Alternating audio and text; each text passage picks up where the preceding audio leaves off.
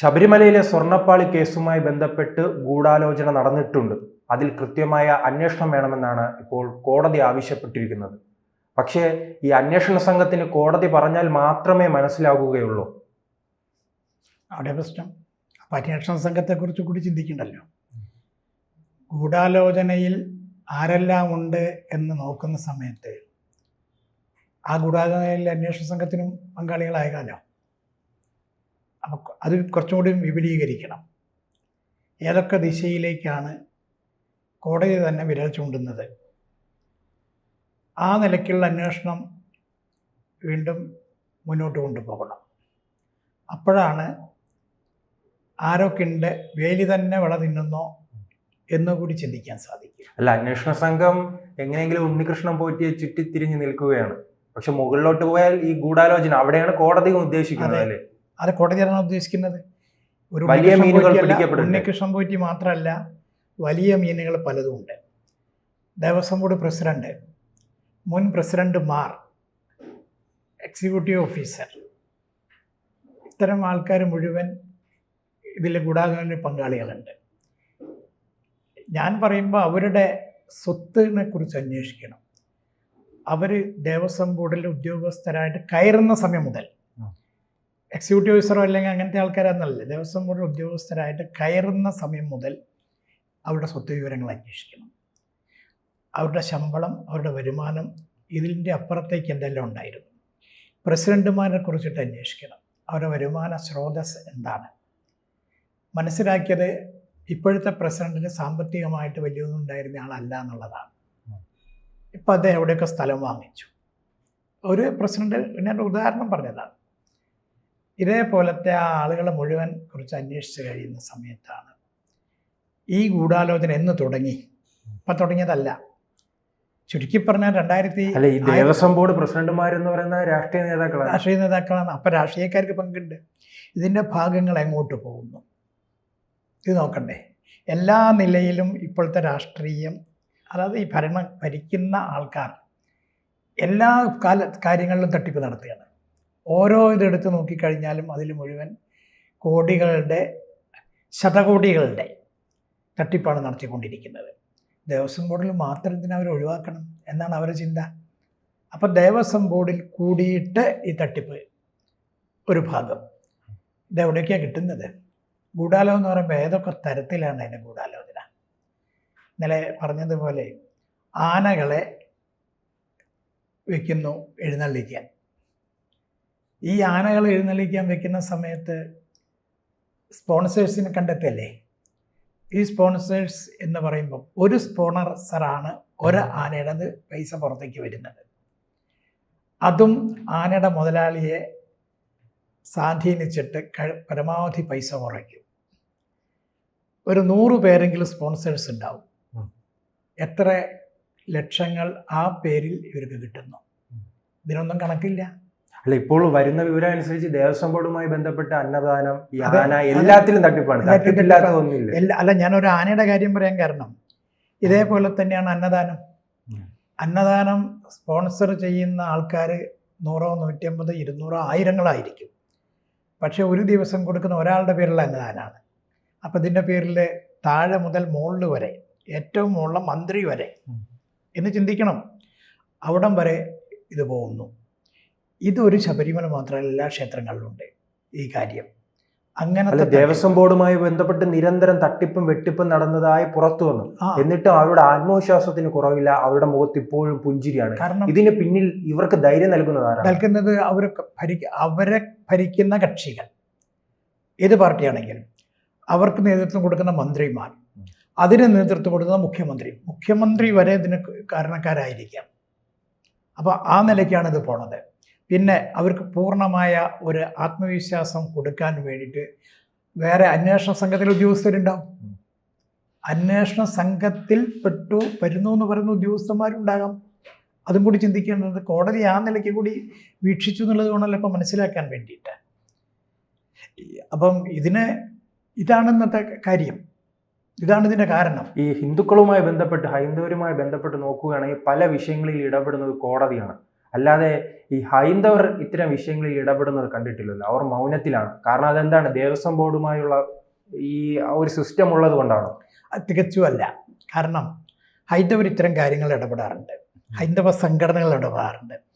ഇതിന് മുമ്പ് പറഞ്ഞതുപോലെ, നേരത്തെ പറഞ്ഞിരുന്നത് പോലെ, ഹൈന്ദവ സംഘടന എന്ന് പറയുന്ന സമയത്ത് നിരവധി സമുദായ സംഘടനകൾ ചേർന്നതാണ് ഹൈന്ദവ സംഘടനകൾ പലതും.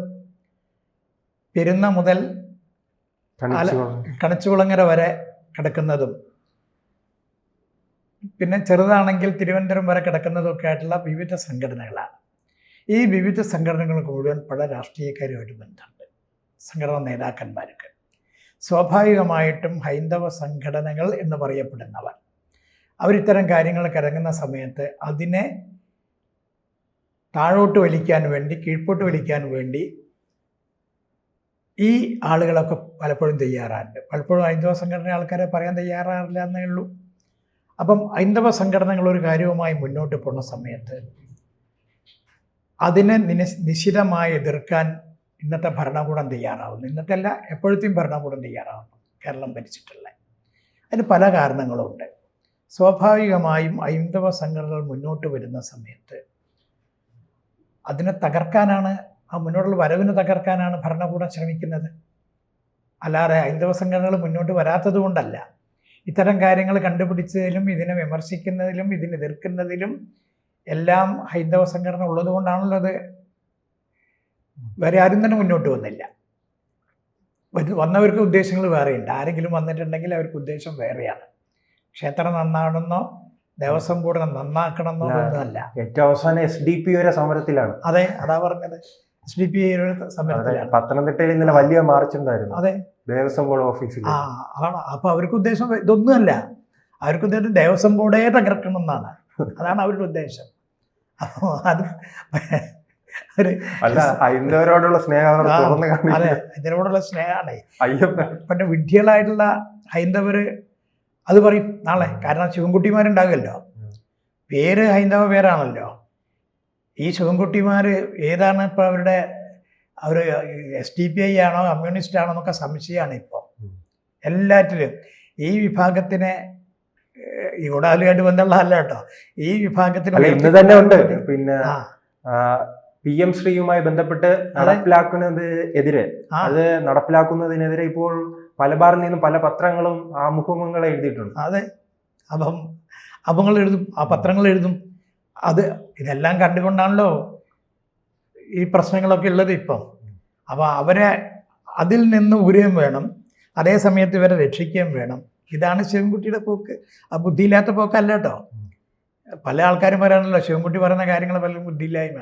അങ്ങനെയല്ല, ശിവൻകുട്ടി ബുദ്ധിയോടുകൂടി തന്നെ പല ആൾക്കാരുടെ നിർദ്ദേശത്തോടു കൂടി, മരുമകൻ്റെ അടക്കം നിർദ്ദേശത്തോടു കൂടി, ശിവൻകുട്ടിയുടെ മരുമകൻ്റെ അടക്കം നിർദ്ദേശത്തോടു കൂടിയിട്ടാണ് ഇത്തരം കാര്യങ്ങൾ. മലബാറിൽ മരുമകന് സ്വാധീനമുള്ളതും മരുമകൻ അവിടെ നിന്ന് വന്നത് വെറുതെ ഒന്നല്ല, കല്യാണം കഴിച്ചത് പോലും വെറുതെ അല്ല. അതാണ് ചിന്തിക്കേണ്ടത്. ഒരു ഭാഗം മാത്രമാണ്. അപ്പം ഈ ഗൂഢാലോചന ശബരിമലയുമായി അടുത്ത ഈ കോടതിയിലേക്ക് തന്നെ വരികയാണെങ്കിൽ, ഈ ഗൂഢാലോചനയുമായി ബന്ധപ്പെട്ട് കോടതിക്ക് ആവശ്യം വലിയ മീനുകളെയാണ്. അതിനെ പിടിച്ചു നൽകാൻ നിലവിലെ അന്വേഷണ സംഘത്തിന് കഴിയും. കോടതി കർശനമായുള്ള നിലപാടെടുക്കുകയാണെങ്കിൽ, എനിക്ക് തോന്നുന്നു ഏകദേശം അതിൻ്റെ അടുത്തവരെ എത്തിയിട്ടുണ്ട്. വലിയ മീനുകളെ പിടിക്കാൻ സാധിക്കും. അന്വേഷണ സംഘത്തിനെ നിലയ്ക്ക് നിർത്തിക്കൊണ്ട് കൃത്യമായിട്ട് റിപ്പോർട്ട് ചോദിക്കുന്നുണ്ടല്ലോ. 10 ദിവസം കഴിയുമ്പോൾ റിപ്പോർട്ട് തരണമെന്നല്ലേ, അത് മുദ്രവെച്ച റിപ്പോർട്ട് പറയുന്നുണ്ട്. ഇന്നലെ ജഡ്ജി ഡയറക്റ്റായിട്ട് അടുത്ത് വിളിച്ചിട്ട് റൂമിൽ ഇരുന്നു കൊണ്ട് ആണ് അവരോട് കാര്യങ്ങൾ ചോദിച്ച് മനസ്സിലാക്കേണ്ടത്. അപ്പോൾ കോടതി വെറുതെ ഇരിക്കുകയല്ല, കോടതിയെ നമുക്ക് വിശ്വാസത്തിൽ എടുക്കേണ്ടിയിരിക്കുന്നു. അപ്പോൾ ആ കോടതി അവരെ കാര്യമായിട്ട് അവരെ കൊണ്ട് ചെയ്യും. അതാണ് ഈ വലിയ മീനിനെ പിടിക്കാനുള്ള വലകൾ നിലവിലെ അന്വേഷണ സംഘത്തിന്റെ കയ്യിലുണ്ടോ? വലകൾ കോടതി ഇപ്പം കൊടുത്തിരിക്കുകയാണ്. അത് പൊട്ടിച്ച് അതിനുള്ള ഒരു ചെറിയ ദ്വാരങ്ങൾ ഉണ്ടാക്കാൻ അന്വേഷണ സംഘം പോകുന്നുണ്ടോ എന്നുള്ളത് കൂടി ശ്രദ്ധിക്കണം. വലയുടെ കണ്ണി ഉണ്ടല്ലോ, ആ കണ്ണി പൊട്ടിക്കാൻ സാധിക്കും ഇവർക്ക്. അതിൽ കൂടി ആ ദ്വാരത്തിൽ ദേവസ്വം ബോർഡ് പ്രസിഡന്റ് മുതൽ മുൻ ദേവസ്വം ബോർഡ് മന്ത്രിയും വരെ എല്ലാവരെയും ചോദ്യം ചെയ്യണം. എല്ലാവർക്കും പങ്കുണ്ടോ എന്ന് അന്വേഷിക്കണം. അപ്പോൾ അതിനുള്ള വലയുണ്ടോ? അതിനുള്ള വല ഇപ്പം ഉണ്ടോ എന്ന് എനിക്ക് തോന്നുന്നില്ല. കാര്യം ഉണ്ടാക്കാം. ശക്തിയുള്ള നൂല് കൊണ്ടാണെങ്കിൽ ഉറപ്പായിട്ടുണ്ടാവും. ആ ശക്തി കുറഞ്ഞ ഭാഗത്ത് കൂടിയിട്ട് പഴുത് കൊടുക്കുകയാണെങ്കിൽ ഈ വലിയ മത്സ്യങ്ങൾ ഊരിപ്പോവും.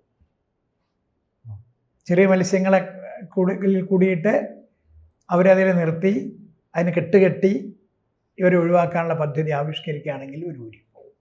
പക്ഷെ പോയി നിൽക്കുന്ന ഇപ്പം അങ്ങനെയല്ലല്ലോ. ഇപ്പം മുരാരി ബാബുവിനെ കുറിച്ച് തന്നെ പറയുന്നില്ലേ? മുരാരി ബാബു NSSൻ്റെ താലൂക്ക് യൂണിയൻ അവിടുത്തെ ചങ്ങനാശ്ശേരിയിൽ രാജിവെച്ചു. NSS എന്തായാലും രക്ഷപ്പെടാം. അയാൾ ഇനിയിപ്പം റിപ്പോർട്ട് വരുന്ന സമയത്ത് എഴുതുന്ന സമയത്ത് NSSൻ്റെ വൈസ് പ്രസിഡന്റ് വരില്ല. അപ്പോൾ ആ നിലയ്ക്ക് അതിൽ ഒരു ഭാഗം പോട്ടെ, അതിൽ കിടക്കുന്നില്ല. ഏതായാലും ഈ ആളുകളിലേക്ക് പോകുമ്പോൾ എവിടെ മുതൽ അന്വേഷണം? കേരളത്തിലപ്പോൾ ഒരു കൂട്ടുകച്ചവടമാണ് നടക്കുന്നത്. കൂട്ടുകച്ചവടമാണ്. എല്ലാവരും ഉണ്ട്. അതിലാരൊക്കെ ഉണ്ട്? രാഷ്ട്രീയക്കാരുണ്ട്, ചില സംഘടനകളുണ്ട്, അവരെ രക്ഷിക്കാൻ വേണ്ടിയിട്ട് എല്ലാവരും ഉണ്ടല്ലോ. ഓരോ കാലഘട്ടത്തിലും ഇതുപോലെ സംഘടനയ്ക്ക് മുകളിൽ ഇരിക്കുന്നവർ പോലും വ്യക്തി താല്പര്യത്തിലേക്ക് പോവുകയാണ്. സ്വന്തം താല്പര്യം, സ്വന്തം കുടുംബം ഉണ്ടാവും. സ്വന്തം വ്യക്തി താല്പര്യമാണ് എന്തുകൊണ്ട് ഈ സംഘടനയ്ക്കുള്ളിൽ മുഴുവൻ കുഴപ്പമുണ്ടാകുന്നത്. ഇതിപ്പം തുടങ്ങിയതൊന്നല്ല.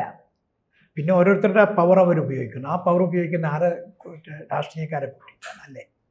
അതത് കാലത്ത് ഭരിക്കുന്ന കക്ഷികളെ ചേർത്ത് പിടിച്ചുകൊണ്ടാണ് ഇവർ രക്ഷപ്പെടുന്നത്. ആ ആളുകൾ ഓരോ വ്യക്തിയും അയാളുടെ വ്യക്തി താല്പര്യം സംരക്ഷിക്കാൻ വേണ്ടി ഇവരൊക്കെ ഉപയോഗിക്കുന്നു. ഇതിനെക്കുറിച്ച് അന്വേഷണം നടത്താൻ ഏതെങ്കിലും രാഷ്ട്രീയ പാർട്ടി, ഒരു രാഷ്ട്രീയ പാർട്ടി ഞാൻ പറയുന്നില്ല, ഏതെങ്കിലും രാഷ്ട്രീയ പാർട്ടി തയ്യാറാകാറുണ്ടോ? എല്ലാവരും അവിടെ ഓരോ സ്ഥലത്ത് പോയിട്ട് വച്ചായിരിക്കും. ആരോ മുമ്പ് ചെല്ലും തൊഴും. ആരും വ്യത്യസ്തരല്ല. എന്തിനു പോകണമെന്നാണ് ഞാൻ നോക്കുന്നത്. എനിക്കിതിൽ വ്യക്തിപരമുള്ള അഭിപ്രായം അതിനെ സംബന്ധിച്ച് നമ്മുടെ വിഷയം അതല്ലെങ്കിൽ പോലും ഈ സമുദായ സംഘടനാ നേതാക്കന്മാരുടെ അടുത്തേക്ക് പോകുന്നത് രാഷ്ട്രീയ പാർട്ടി നേതാക്കന്മാർ നിർത്തണം. സമുദായ സംഘടനാ നേതാക്കന്മാരെ അംഗീകരിക്കുന്നവർ വളരെ കുറവാണ്. അങ്ങനെയാണെങ്കിൽ ഇവിടെ ഒരു രാഷ്ട്രീയ പാർട്ടി വളർന്നു വരില്ലായിരുന്നു. ഓരോ കാലഘട്ടത്തിലും ചില രാഷ്ട്രീയക്കാരെ ഈ സമുദായ സംഘടനാ നേതാക്കന്മാരെ എതിർത്തിട്ടുണ്ട്. പക്ഷേ ആ ആൾക്കാർ ഉയർന്നു വന്നിട്ടില്ലേ? ആ സംഘടനകൾ, ആ പ്രസ്ഥാനങ്ങൾ, ആ രാഷ്ട്രീയക്കാർ, അവർക്ക് വോട്ട് കിട്ടിയിട്ടില്ലേ? പല സ്ഥലത്തും അനുഭവങ്ങളുണ്ട് അങ്ങനത്തെ. അവരാരൊക്കെ എതിർത്തോ ആ എതിർക്കുന്ന സമയത്ത് ധൈര്യമായ സംഘടനയിൽപ്പെട്ട ആൾക്കാരെ വർക്ക് ചെയ്യുമ്പോൾ അവർ വിചാരിച്ചേക്കലൊക്കെ എത്രയോ അവർ മുമ്പോട്ട് പോയിട്ടുണ്ട്. ജനങ്ങൾ വോട്ട് ചെയ്യാൻ തയ്യാറായിട്ടുണ്ട്. ആ സംഘടനകളെ ജനങ്ങളുടെ ഹൃദയത്തിലേക്കാണ് എത്തിക്കേണ്ടത് അങ്ങനെയാണെങ്കിൽ. അല്ലാതെ ഈ സമുദായ സംഘടന നേതാക്കന്മാരുടെ ചൊൽപ്പടിക്ക് വഴങ്ങാനും വേണ്ടിയിട്ടും വണങ്ങാനും വേണ്ടിയിട്ടും പോയാൽ കുഴപ്പമാണ്. അപ്പം ഇതെല്ലാം ഈ ഗൂഢാലോചനയുമായി ബന്ധപ്പെട്ട് മറ്റുള്ളവരെ എതിർക്കാൻ എന്തുകൊണ്ട് സാധിക്കുന്നില്ല എന്ന് നോക്കുന്ന സമയത്ത് ഇതും കൂടി ചിന്തിക്കണം.